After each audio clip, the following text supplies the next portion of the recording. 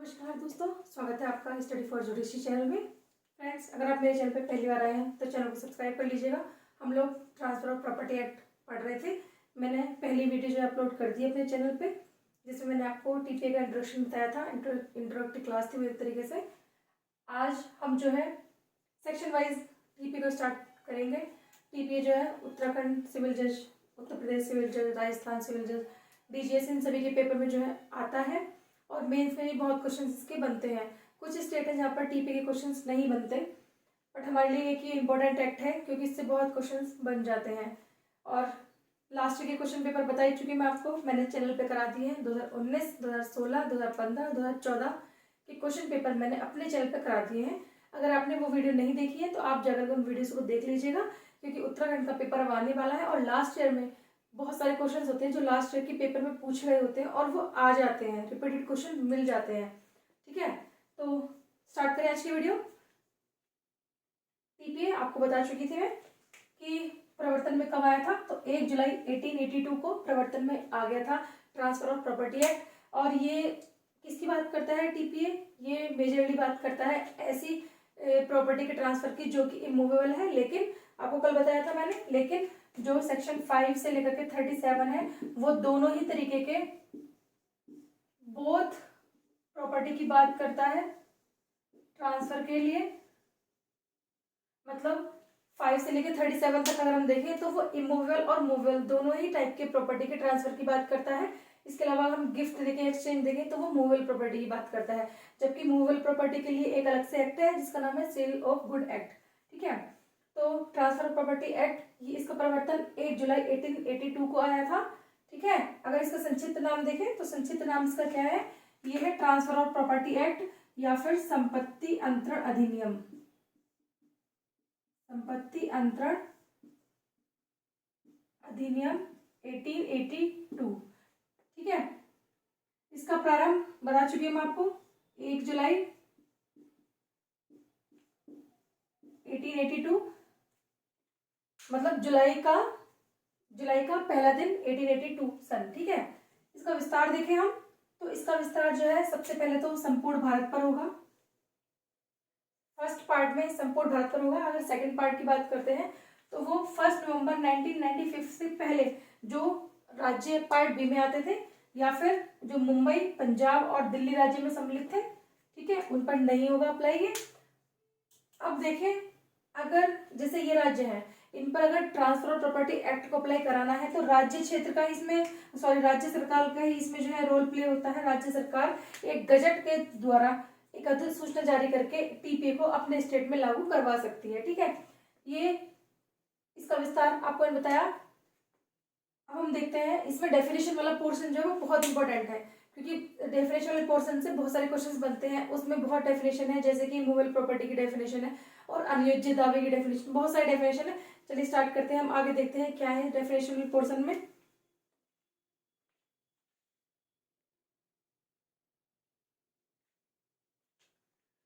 तो देखते हैं निर्वचन खंड वाला, ये धारा 3 में है निर्वचन खंड। इसमें कुछ डेफिनेशन है।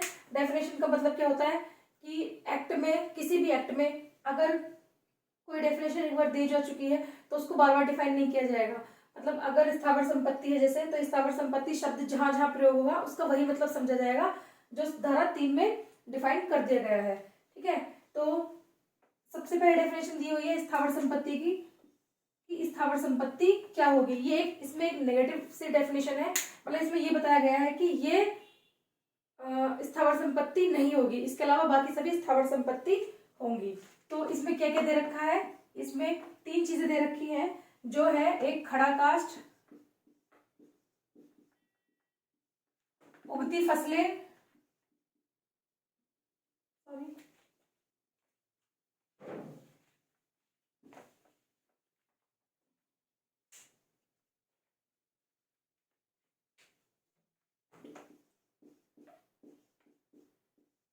उगती फसलें और घास, ये 3 चीजें हैं जो बताई गई हैं कि ये स्थावर संपत्ति नहीं होंगी। अब देखिए स्थावर संपत्ति का मतलब क्या होता है, मैं आपको बताती हूँ। इंग्लिश में इसको बोलते हैं हम इमूवेबल प्रॉपर्टी।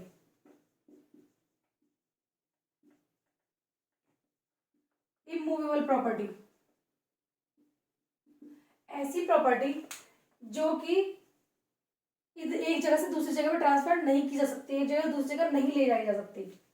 अब इसमें एक चीज है स्थावर संपत्ति में समझने वाली चीज एक ये है कि ऐसी कोई भी चीज जो कि भूमि में गड़ी हुई है, भूमि से जुड़ी हुई है, ऐसे जुड़ी हुई है कि हम उसको एक जगह से दूसरी जगह पे नहीं लेके जा सकते हैं, लेकिन अगर अगर उससे उत्पन्न कोई भी मतलब अगर उस भूमि से अगर कोई लाभ मिल रहा है तो वो इस इमूवेबल प्रॉपर्टी में नहीं आएगा। सपोज एक तालाब है, ठीक है, तालाब में मछलियां पल रही हैं, अगर वो मछलियां परमानेंटली उसमें पलती रहती है कोई दिक्कत नहीं है, लेकिन अगर उन मछलियों को कहीं ले जाकर के बेच दिया जाता है तो वो इमूवेबल प्रॉपर्टी का हिस्सा नहीं होंगी।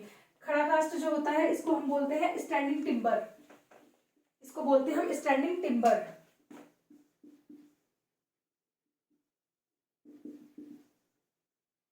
ये जो है भूमि में गड़ा हुआ होता है, भूमि से जुड़ा हुआ होता है, ये एक जगह से दूसरी जगह ट्रांसफर नहीं होता है, ठीक है। उगती घास जो होती है, अगर जो घास उग रही होती है वो स्थावर संपत्ति में आ जाएगी, लेकिन हम इस घास को काट के दूसरी जगह ले जाएंगे, या देखिए जो पशु होते हैं, पशु पलते हैं गाँव में, तो ऐसी घास अगर हम उसको काट के पशुओं को खिलाते हैं तो वो स्थावर संपत्ति में नहीं आएगी, फिर वो मूवेबल प्रॉपर्टी में जाएगी, क्योंकि हम उससे उस भूमि से कोई लाभ ले रहे हैं, ठीक है। इसके अलावा और भी है जो कि स्थावर संपत्ति में नहीं आएंगी। आप बस ये समझ लीजिए कि स्थावर संपत्ति में मेन जो है ये खड़ा कास्ट, उगती फसलें और घास है, जो कि टीपीए में डिफाइन है, ये इसमें नहीं आती, और ये बहुत छोटी डेफिनेशन दी हुई है इसमें ये स्थावर संपत्ति की। बाकी कुछ और पॉइंट्स है मैं आपको बताती हूँ कि इसमें क्या क्या और नहीं आता है।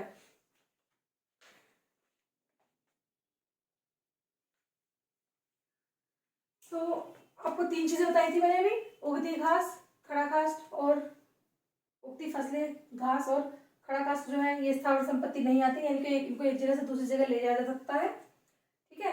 इसके अलावा भी देखिए अगर हम जो रॉयल्टी होती है, रॉयल्टी को भी ट्रांसफर किया जा सकता है, इसलिए वो स्थावर संपत्ति नहीं है। कॉपीराइट, कॉपीराइट को भी ट्रांसफर किया जा सकता है, इसलिए वो स्थावर संपत्ति नहीं है। पूजा करने का अधिकार, ये वाला क्वेश्चन तो कई बार बन चुका है।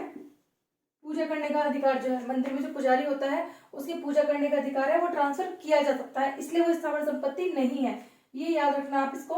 उगती फसलें बता चुकी हूँ, खड़े कास्ट इसको ट्रांसफर किया जा सकता है। सरकारी प्रोविजरी नोट इनको ट्रांसफर किया जा सकता है। सिनेमा घरों में लगी कोई भी वस्तु जो जमीन से जुड़ी हुई ना हो, मतलब अब सिनेमा घर ही क्या, अगर आप देखिए ये व्हाइट बोर्ड है, मैं इस घर में रह रही हूँ, ये व्हाइट बोर्ड है, जब तक मैं यहाँ हूँ ये व्हाइट बोर्ड जो है स्थावर संपत्ति है, लेकिन जब मैं कहीं जाऊंगी, क्योंकि ये जुड़ा हुआ तो नहीं है, लेकिन मैं इसको अपने साथ लेकर के जाऊंगी तो ये स्थावर संपत्ति नहीं होगा। जैसे ये पंखा है, पंखा लगा हुआ है, किसी भी हर घर में पंखा लगा हुआ होता है, जब तक वो परमानेंटली जुड़ा हुआ है तो वो स्थावर संपत्ति में आएगा।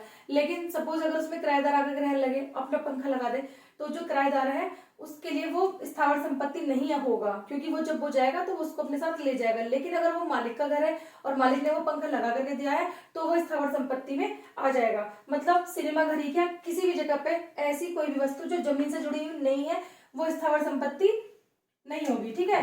और ऐसी अचल संपत्ति के बंधक,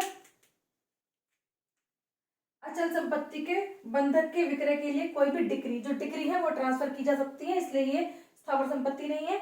और अगर हम देखें रजिस्ट्री, कोई जमीन खरीदता है, जो जमीन एक ने बेची एक ने खरीदी, भूमि की रजिस्ट्री होती है, तो वो जो रजिस्ट्री है वो भी ट्रांसफर की जा सकती है। एक अब सपोज ये भूमि का खंड अभी ए के नाम है और वो अपनी भूमि बी को बेचता है तो वो रजिस्ट्री ट्रांसफर करता है, इसलिए वो स्थावर संपत्ति नहीं है।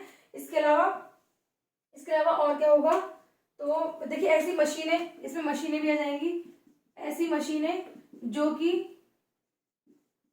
भूमि से जुड़ी हुई नहीं है,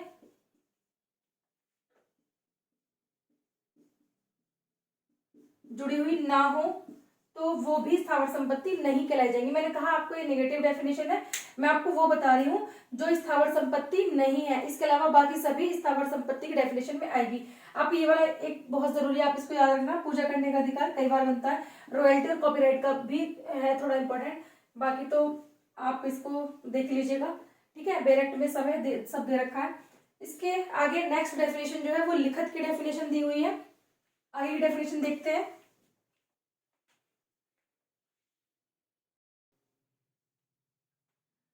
हाँ, तो देखिए अब हम बात करते हैं अगली डेफिनेशन लिखत की। लेकिन उससे पहले एक पॉइंट और रह गया था। मैंने आपको बताया था स्टैंडिंग टिम्बर के बारे में। स्टैंडिंग टिम्बर खड़ा कास्ट जो होता है तो उसमें कैसे ट्रीज आते हैं, क्योंकि वो भी मूवेबल है ना। स्टैंडिंग टिम्बर की जो लकड़ी होती है असल में वो घर के फर्नीचर बनाने के लिए, इन सब चीज़ों के लिए इस्तेमाल में लाई जाती हैं। तो इसमें अगर हम देखें नीम का पेड़ जो होता है, नीम, बबूल, ये जो पेड़ होते हैं ना, इनको स्टैंडिंग टिम्बर में माना जाता है। लेकिन अगर हम देखें जो ऐसे जो पेड़ होते हैं जिनपे फल आते हैं, जिनपे फ्रूट्स आते हैं, जो फल देने वाले जो पेड़ होते हैं वो स्टैंडिंग टिम्बर में काउंट नहीं होते हैं।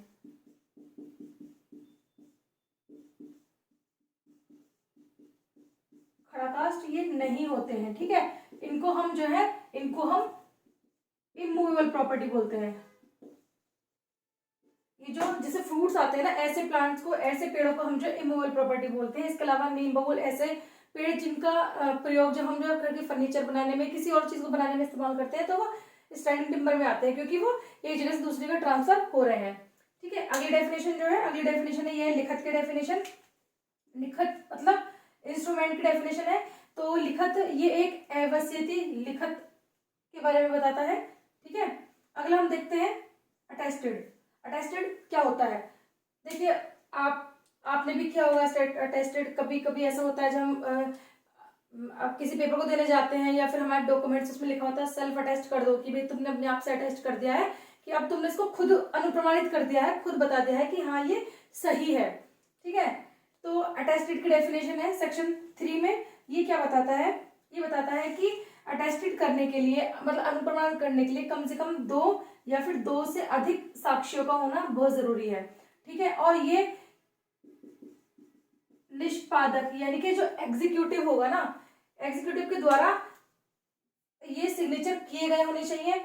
मतलब या तो एग्जीक्यूटिव की निगाह में ऐसे 2 साक्ष्यों के द्वारा, ऐसे 2 साक्ष्यों ने ऐसे सिग्नेचर को होते हुए देखा हो, ठीक है, या फिर चिन्ह लगाते हुए देखा हो कि भाई निष्पादक की हाजिरी में किन्हीं 2 साक्ष्यों ने ये देखा है कि भाई उन्होंने किसी डॉक्यूमेंट को अटेस्ट किया है, उस पर सिग्नेचर किए हैं, ठीक है। और हाँ, इसमें ये कोई जरूरी नहीं है कि दोनों साक्ष्यों का एक ही जगह उपस्थित होना, कोई जरूरी नहीं है। मतलब ऐसा भी हो सकता है कि एग्जीक्यूटिव की जो है सिग्नेचर कर रहे हैं और दोनों साक्ष्यों में से उस टाइम पे कोई एक साक्षी उपस्थित है, तो भी वो काम कर जाएगा। जरूरी नहीं कि दोनों साक्षियों का उस टाइम पे उपस्थित होना जरूरी है। और इसमें ये भी है कि ये जो एग्जीक्यूटिव है वो जरूरी नहीं है खुद अपने आप के डॉक्यूमेंट को अटेस्ट करे, वो अपनी जगह पर किसी अन्य व्यक्ति से भी अटेस्ट करवा सकता है। और तब भी सेम है कि 2 या 2 से अधिक साक्ष्यों के द्वारा उस अटेस्ट किए गए जो डॉक्यूमेंट को देखा गया होना चाहिए, ठीक है। उनको पता होना चाहिए कि हाँ भाई हमारे सामने ये अटेस्ट किया गया है और ये चीज जो है अब वैलिडेट हो चुकी है। इसके लिए एक टर्म यूज की जाती है जिसका नाम है अनिमो अटेस्टेंडी। इसका क्या मतलब है? इसका मतलब ये है कि ये फॉर्मेलिटी नहीं होनी चाहिए कि भाई किसी चीज को अटेस्ट किया गया है और साक्षी ने उसको देख लिया है, ठीक है। ये फॉर्मेलिटी नहीं होनी चाहिए। इसमें यह है कि अगर किसी चीज को अटेस्ट किया गया है तो इसका पूर्ण मतलब पूरी तरह से ये होना चाहिए कि हाँ ये पूरी तरह से ठीक हो चुका है, मतलब ये सही है, अटेस्ट किया जा चुका है, अब ये इसमें इनवैलिडेट की कोई संभावना नहीं है। अटेस्टेड का मतलब ही ये होता है, ठीक है। अगली डेफिनेशन देखें। अगली डेफिनेशन क्या है? तो अगली डेफिनेशन इसमें दे रखी है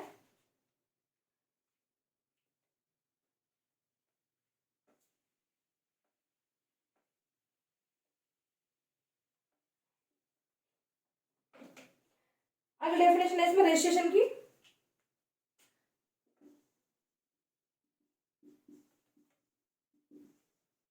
या फिर रजिस्ट्रीकृत की।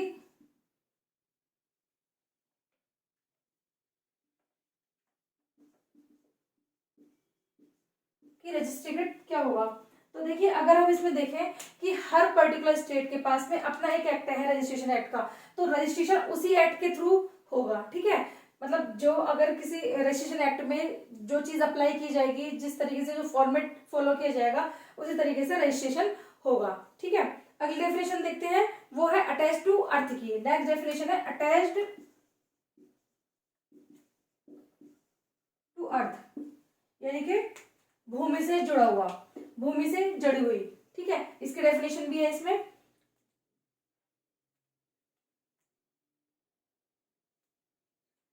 हाँ तो देखिए अटैच टू अर्थ में देखिए फ्रेंड्स, मैं ही वीडियो बनाती हूँ, मैं ही पढ़ाती हूँ, मैं ही लिखती हूँ, मेरे पास पे कोई और है नहीं जो मेरी हेल्प कर सके। इसलिए जो है मुझे थोड़ा टाइम लग जाता है, मतलब इसको रफ करना है, फिर इस पर लिखना है, फिर वीडियो को पॉज करना है, फिर प्ले करना है। ठीक है, तो अगर आपको इससे कोई डिस्टर्बेंस हो तो उसके लिए सॉरी। मैंने बहुत कोशिश की है वैसे कि मैं एक पूरी टीम बना लूँ, पर लेकिन मुझे ऐसा नहीं मिल हो पाता है कि मैं एक पूरी टीम बनाऊँ फिर अपनी क्लास जो है रेगुलर चलाती रहूँ। पर फिर भी मैं कोशिश तो करती हूँ कि मेरी क्लासेस फिर भी चलती रहें। फ्रेंड्स, अगर आप चैनल पर पहली बार आ रहे हो तो चैनल सब्सक्राइब कर लीजिएगा। काफ़ी टाइम बाद मैंने अपने चैनल को चलाया है, बीच में कुछ प्रॉब्लम की वजह से मैंने बंद कर दिया था। तो देखते हैं हम, अगली डेफिनेशन है अटैच टू अर्थ की। जब मैंने आपको इमूवेबल प्रॉपर्टी की डेफिनेशन बताई थी, उसमें अटैच टू अर्थ मतलब ऐसी कोई भी वस्तु जो भूमि में जुड़ी हुई है किसी भी तरीके से, चाहे वो भूमि के अंदर जुड़ी हुई है नींव की तरीके से, या फिर वो मूलित है मतलब रूटेड है, एक तरीके से रूटेड है जमीन में, तो ऐसी चीजें जो है वो इमूवेबल प्रॉपर्टी में आती हैं, मतलब जिनको हम एक जगह से दूसरी जगह ट्रांसफर नहीं कर सकते हैं। तो अटैच टू अर्थ में देखें हम तो इसमें 3 क्लॉज दे रखे हैं, जिसमें पहला बता रहा है कि भूमि में मूलित यानी कि जो रूटेड है, भूमि में रूटेड कोई भी पेड़ या फिर झाड़ियां वो जो है अटैच टू अर्थ में आएंगी। इसके अलावा भूमि में निविष्ट ऐसी भित्तियां या फिर निर्माण, इसमें ऐसी इम्बेडेड चीजें आएंगी, इम्बेडेड चीज इसके अंदर आएंगी जो कि जैसे दीवार या फिर कोई भी बिल्डिंग्स बनाना, निर्माण कार्य, कोई भी निर्माण कार्य करना, कोई दीवार खड़ी करना, कोई बिल्डिंग बनाना, ठीक है, ये इम्बेडेड में आ जाएंगी। और अगर हम देखें तो भूमि से ही कोई ऐसा स्थायी लाभ जिसका उपभोग करने वाली वस्तु, मतलब सपोज हम देखते हैं कि अगर मैंने बताया था जैसे तालाब है, तालाब के अंदर मछलियां हैं, तो जो तालाब है वो तो इमूवेबल प्रॉपर्टी है, लेकिन उसमें जो मछलियां हैं वो मूवेबल प्रॉपर्टी हो जाएंगी क्योंकि हम उससे लाभ अर्जित कर रहे हैं। जैसे कि एक घर है, मकान इमूवेबल प्रॉपर्टी है, लेकिन अगर उसको किराए पर दे दिया जाए तो उससे आने वाला किराया जो होगा वो, क्योंकि वो एक स्थायी लाभ का काम कर रहा है, तो इसलिए वो इमूवेबल प्रॉपर्टी नहीं होगा। ठीक है, तो अगर मैं भूमि के अंदर मूलित पेड़ पौधों को देखूं तो इसमें ऐसे सब पेड़ आ जाएंगे जो कि फल देते होंगे, जिनको एक जगह से दूसरी जगह ट्रांसफर नहीं किया सकता। और इसमें क्या नहीं आएगा, तो जैसे शीशम का पेड़ है, बबूल का पेड़ है, नीम का पेड़ है, ये इसमें नहीं आएगा। क्यों? क्योंकि इनकी जो लकड़ियां फर्नीचर बनाने के काम में आती हैं और वही लाभ लाभ का कार्य हो रहा है उनसे। ठीक है, तो ये उसमें ऐसी पेड़ और झाड़ियां नहीं आएंगी। दूसरा अगर मैं देखूं तो भूमि निविष्ट ऐसी ये जो वॉल और जो बिल्डिंग्स हैं, तो अगर जैसे नींव रखना है, हम बिल्डिंग बना रहे हैं, तो अगर उसका नींव भूमि के अंदर रखा गया है तो वो इमूवेबल प्रॉपर्टी में आ जाएगा, यानी कि अटैच टू अर्थ में आ जाएगा वो। ठीक है, अगला देखो, अगर स्थायी लाभ के लिए तो आपको बताया कि ऐसे मकान के किराए पे दे देना है, या फिर किसी भी हम ऐसी वस्तु को स्थायी हमें लाभ होता रहे, ठीक है, तो ये अटैच टू अर्थ में आ जाएगी। अगला हम देखते हैं, अगली डेफिनेशन है, अगली डेफिनेशन आएगी अनुयोज्य दावे की, यानी कि एक्शनेबल क्लेम।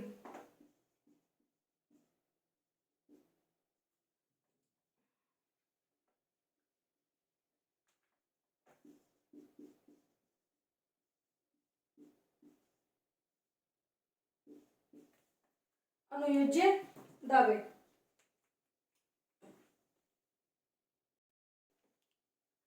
तो देखिए अनुयोज्य दावे क्या होता है। अनुयोज्य दावे अगर हम बात करें तो ये एक अनसिक्योर डेट होता है जिसके बदले में कुछ वापस नहीं मिलने वाला हो। ठीक है, इसकी अगर हम डेफिनेशन देखें डायरेक्ट से तो देखते हैं कि अनुयोज्य दावे में ये स्थावर संपत्ति यानी कि मूवेबल प्रॉपर्टी की बात करता है। आप इसमें ये भी याद रखना कि जो अनुयोज्य दावे हैं उसमें मूवेबल प्रॉपर्टी की बात होगी।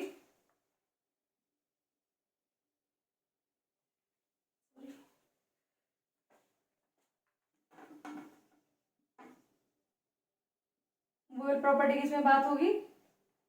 ठीक है, तो इसमें स्थावर संपत्ति में अगर हम इसमें स्थावर संपत्ति की बात करते हैं तो अनुयोज्य दावे एक ऐसे दावे होते हैं जो अनसिक्योर डेथ होते हैं, जिनके बदले में कुछ वापस नहीं मिलने वाला होता है। सपोज हम अपनी अपनी किसी चीज को बंधक के रूप में देते हैं, मॉर्गेज के रूप में देते हैं, तो उसके बदले में हमें क्या होता है कि सामने वाला अपनी कुछ जमीन या फिर अपनी कोई चीज हमारे पास में गिरवी रखता है, जिसके बदले में अगर हमें अपना पैसा या हमें चीज वापस नहीं मिले तो हम वहां से अपना क्लेम ले सकते हैं। लेकिन जो अनियोज्य दावे उसमें ऐसा नहीं होता, ये अनसिक्योर्ड डेथ होता है, जिसके बदले में हमें ये उम्मीद नहीं होती है कि हमें कुछ वापस मिलने वाला है। तो देखते हैं अनियोज्य दावे में स्थावर संपत्ति के बंधक द्वारा या जंगम संपत्ति के आनवान या गिरवी द्वारा प्रतिभूत ऋण से भिन्न किसी ऋण के बारे में बात करी गई है।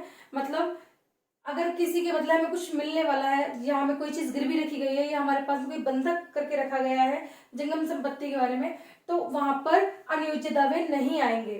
ठीक है, इसमें अगर हम बात करते हैं तो देखते हैं इसमें क्या क्या आएगा।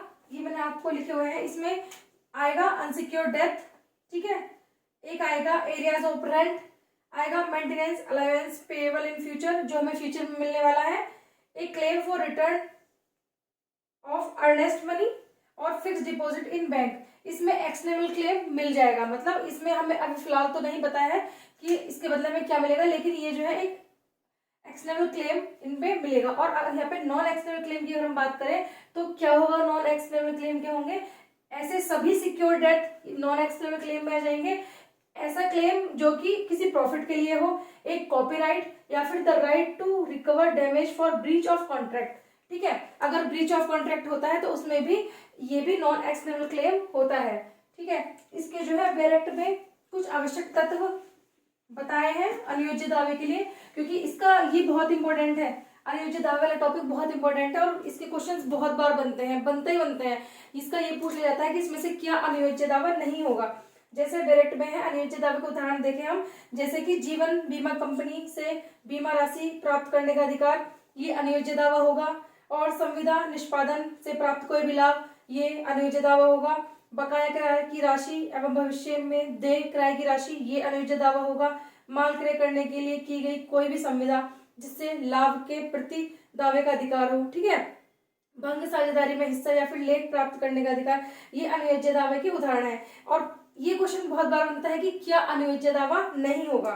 ठीक है, क्या होगा जो अनियोज्य दावा नहीं होगा, तो कई बार क्वेश्चन बना है कि कॉपीराइट, क्या कॉपीराइट अनियोज्य दावा होगा या नहीं होगा, तो ये अनियोज्य दावा नहीं होगा। ठीक है, इसके अलावा ऐसी हम संविदा देखें जिसकी क्षतिपूर्ति प्राप्त करने का अधिकार है, संविदा भंग होने के बाद में, संविदा भंग होने पर ये क्षतिपूर्ति प्राप्त करने का अधिकार, तो ये जो है अनियोज्य दावा ये नहीं होगा। ठीक है, क्योंकि यहाँ पर तो क्लेम मिल जाएगा। कॉन्ट्रैक्ट अगर मैंने बताया अगर ब्रीच ऑफ कॉन्ट्रैक्ट हो जाता है तो फिर क्षतिपूर्ति प्राप्त होगी, तो फिर वो एक्सटर्नल क्लेम यहाँ पर नहीं होगा। अंत्यकालीन लाभ, ये तो बहुत बार क्वेश्चन बना हुआ है।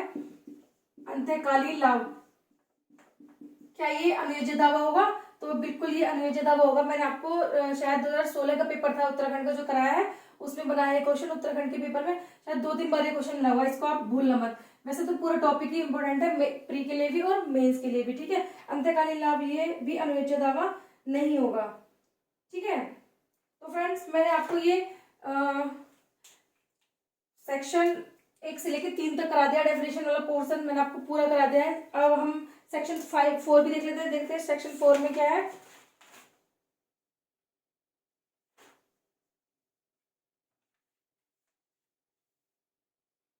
इसमें यह है कि संविदा के बारे में अगर बात होगी तो वहां पर कॉन्ट्रैक्ट एक्ट अप्लाई हो जाएगा। रजिस्ट्रेशन की बात होगी तो वहां पर रजिस्ट्रेशन अधिनियम को जो है समझा जाएगा। ठीक है, भारतीय संविदा अधिनियम ये धारा 4 में है, ये भी देख लेते हैं हम।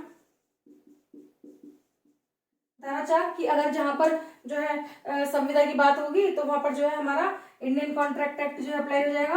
और जहां पर रजिस्ट्रेशन एक्ट की बात होगी, रजिस्ट्रेशन की बात होगी जो मैंने आपको बताया था, तो वहां पर रजिस्ट्रेशन एक्ट जो है हमारा अप्लाई हो जाएगा। इन सब मतलब टीपीए सब्जेक्ट ऐसा है जो रजिस्ट्रेशन एक्ट और कॉन्ट्रैक्ट एक्ट के साथ में मिलकर के जो है पढ़ाया जाएगा। ठीक है, इस वीडियो में इतना ही। उम्मीद करती हूँ आपको वीडियो पसंद आई होगी। अगर अच्छी लगी हो तो लाइक करना, वीडियो शेयर करना।